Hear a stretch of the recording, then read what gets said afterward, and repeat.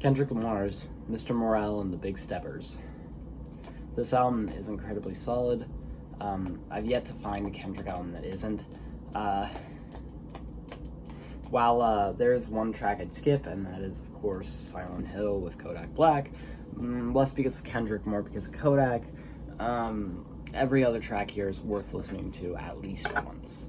I will give you my personal 3 favorites, starting with just going in the order of the album. Father Time with Sampler.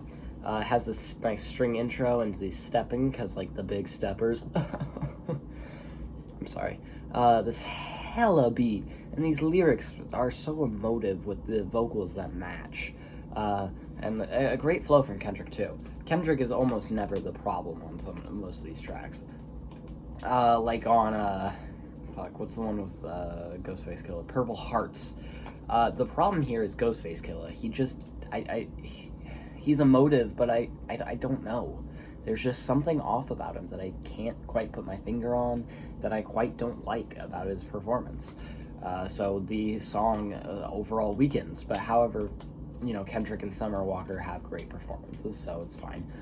We Cry Together with Taylor Page. Holy shit, this song.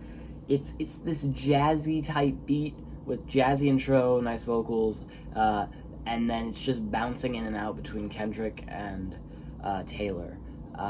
And both of them feel that they're in the point of tears while they're fighting each other, with exchanging stabs like, now I got you hollering for no reason, to which Taylor Page says back, yeah, it's like we're fucking. It's quite an interesting track, and it's one that I think not everyone will click with, but it's certainly worth a listen.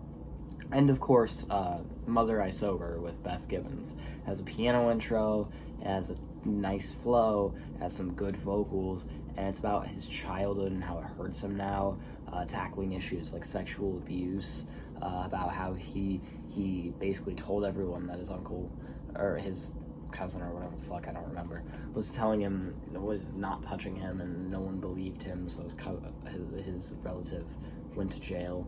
And how he feels sorry for anyone who has ever actually gone through sexual abuse. Yeah, it's a very touching moment from Kendrick. And those are all perfect tracks in my opinion, those 3. However, there are still, you know, great tracks that weren't quite perfect. You know, I really like Count Me Out. It has a hella beat drop. There's a tapping intro, or outro. It has a solid vocal intro. It has a nice acoustic lining the beat.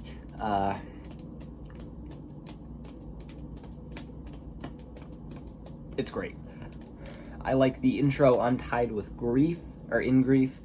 It has a good vocal intro, a solid piano, a hella flows.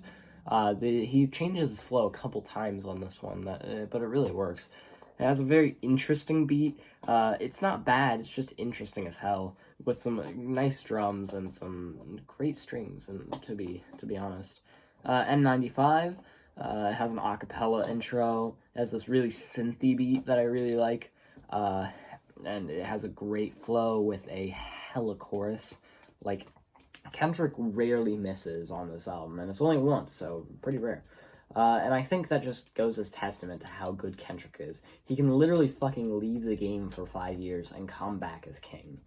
I don't think I can name any other rapper who can do that. And if you can, feel free to list them down below. But every other rapper, even my favorite rapper, A$AP Rock, A, he was never king of the game. He might have been king of the underground game, but not the game. And B, he never left for 5 years. All of his albums, or no, he did. Never mind. No, because then he had that Blob project. He never left entirely for 5 years. Kendrick just fucking disappeared, with only a couple of features. And then we get The Heart Part 5, which isn't on this album, but it's an incredible track, and I think you should listen to it. But I think my point here is this album solidifies Kendrick as one of the kings of hip-hop. And I'm willing to bet that Kendrick Lamar is in almost everyone's top 5, including mine. I don't know what I'm going to do with my top 5, but I'll do something with that, I guess. And Kendrick Lamar has figured out how to make music. and not miss consistently. I can't name a bad album from them. If you can, go ahead and leave it down in the comments, explain why. But I cannot. It's hard for me to.